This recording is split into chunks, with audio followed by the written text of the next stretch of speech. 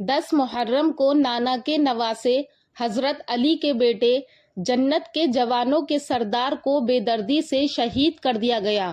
وہ حسین رضی اللہ تعالیٰ عنہ، وہ حضرت امام حسین جن کے بارے میں کہا گیا کہ پیغمبر رحمت کی آغوش میں کھیلنے والا حسین، حجرہ فاطمہ کا جانشی، مصلی رسول کا وارث، ممبر رسول پر حضور کی گود اور پہلو میں بیٹھنے والا حسین، حضور کی زبان چوسنے والا حسین، حضور کے کندھوں پر سواری کرنے والا حسین، حضور کی پشت پر کھیلنے والا حسین، وہ حسین جس کے گھر کا دروازہ مسجد نبوی میں کھلتا تھا، آج 10 محرم الحرام جمعے کے دن شہادت کے مرتبے کو پا کر اللہ کو پیارا ہو جاتا ہے اور اپنے نانا جان سے جا ملتا ہے۔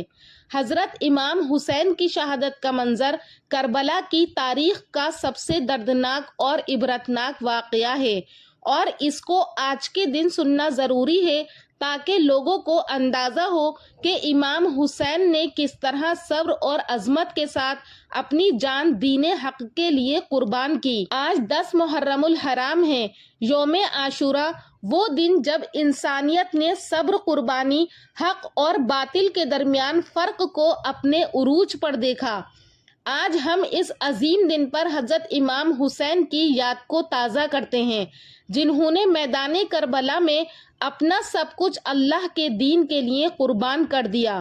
حضرت امام حسین نواسۂ رسول، جگر گوشہ حضرت علی اور حضرت فاطمہ نے جب یزید کی بیعت سے انکار کیا تو دراصل وہ ظلم، جبر، ناانصافی، بدعنوانی اور دین میں بگاڑ کے خلاف اعلان جنگ تھا۔ امام حسین نے ہمیں یہ پیغام دیا کہ مسلمان صرف اللہ کا غلام ہوتا ہے، کسی باطل حکومت یا ظالم حکمران کے آگے سر نہیں جھکاتا۔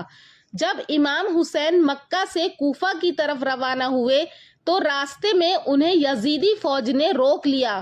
کربلا کے تپتے صحرا میں امام حسین اور ان کے اہل بیت اور ساتھیوں پر پانی بند کر دیا گیا۔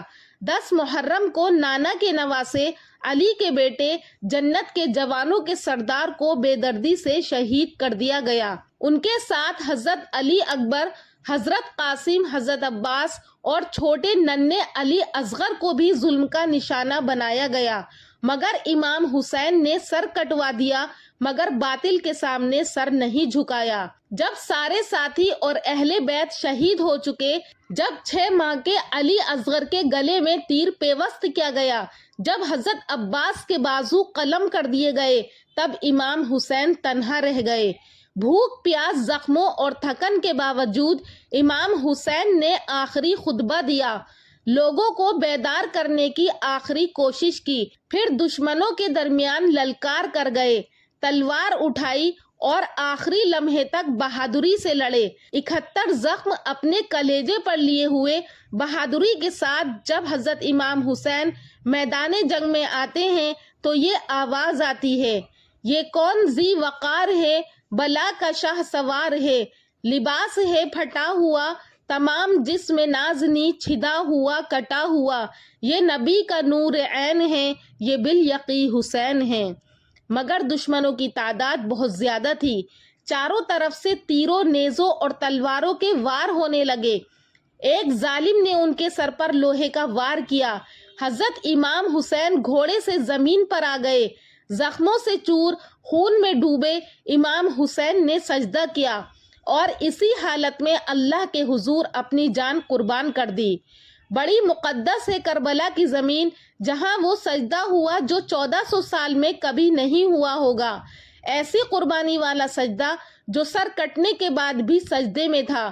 کسی شاعر نے کیا خوب کہا ہے، اس پیاسے پر علی شیر خدا کو ناز ہے، اس نواسے پر محمد مصطفیٰ کو ناز ہے، اوروں نے بھی سجدے کیے پر اس کا عجب انداز ہے، اس نے وہ سجدہ کیا جس پر خدا کو ناز ہے۔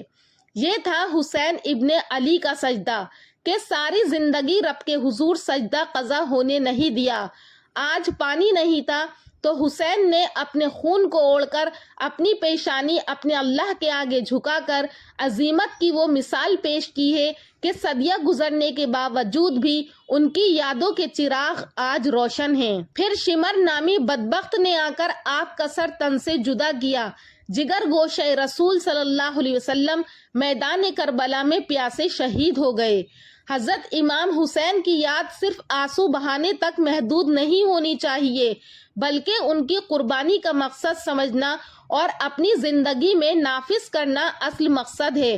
انہوں نے ہمیں بتایا کہ حق پر ڈٹ جاؤ، چاہے تم تنہا ہی کیوں نہ ہو، دین پر سمجھوتا نہ کرو، چاہے جان کی بازی لگ جائے۔ ظالم کے خلاف آواز بلند کرنا ہی اصل ایمان ہے۔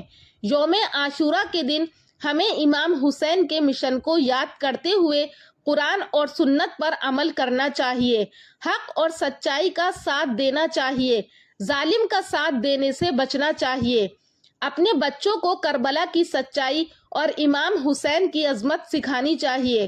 آئیے آج کے دن اپنے دلوں کو حضرت امام حسین کی محبت سے منور کریں اور ان کی شہادت سے سبق لے کر اپنی زندگی کو اللہ اور اس کے رسول کی رضا کے مطابق بنائیں۔ سامعین، آج کے دن یا پھر محرم کے مہینے میں یہ واقعہ آپ خود بھی پڑھیں اور اپنے بچوں کو بھی بتائیں، تاکہ بچوں کے اندر حسینی جذبہ پیدا ہو۔ دین کی خدمت کرنا بچوں کو آنا چاہیے۔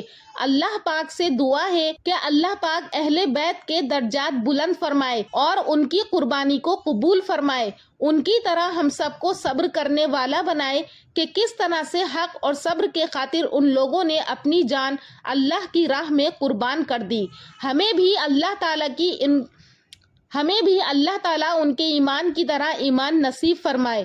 دوستو، امید کرتی ہوں کہ آپ کو ہمارا یہ چھوٹا سا ویڈیو پسند آیا ہوگا۔ اگر پسند آیا ہے تو ہمارے چینل نوری اسلامک ٹیوبر کو ضرور سبسکرائب کریں اور کامنٹ سیکشن میں اپنی رائے کا اظہار ضرور کریں۔ انشاءاللہ پھر ملاقات کروں گی ایک اور اچھے ٹاپک کے ساتھ اگلی ویڈیو میں۔ تب تک کے لیے اللہ حافظ۔